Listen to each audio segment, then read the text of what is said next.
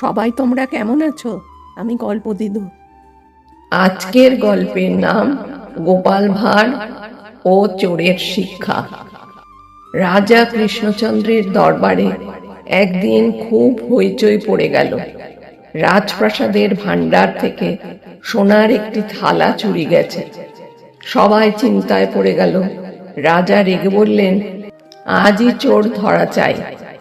দরবারের সবার প্রিয় রসিক বুদ্ধিমান গোপাল ভাঁড় এগিয়ে এসে বলল, মহারাজ, আমাকে একদিন সময় দিন, কাল সকালেই চোর ধরা পড়বে। রাজা সম্মতি দিলেন।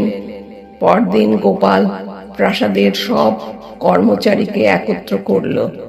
সে প্রত্যেককে একটি করে সমান দৈর্ঘ্যের কাঠি দিল এবং বলল, এই কাঠিগুলো জাদু কাঠি।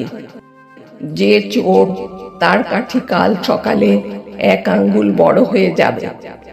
সবাই ভয়ে কাঠি নিয়ে বাড়ি গেল।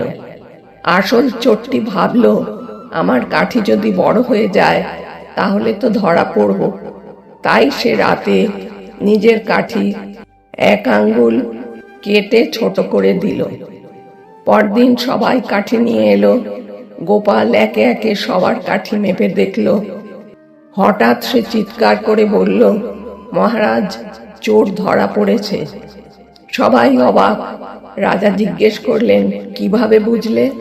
গোপাল দেখালো, এক ব্যক্তির কাঠি সবার চেয়ে ছোট। সে বলল, আমি তো বলেইছিলাম চোরের কাঠি বড় হবে, কিন্তু ভয়ে সে নিজের কাঠি কেটে ছোট করেছে। চোর আর লুকোতে পারল না। সে নিজের দোষ স্বীকার করল এবং ক্ষমা চাইল।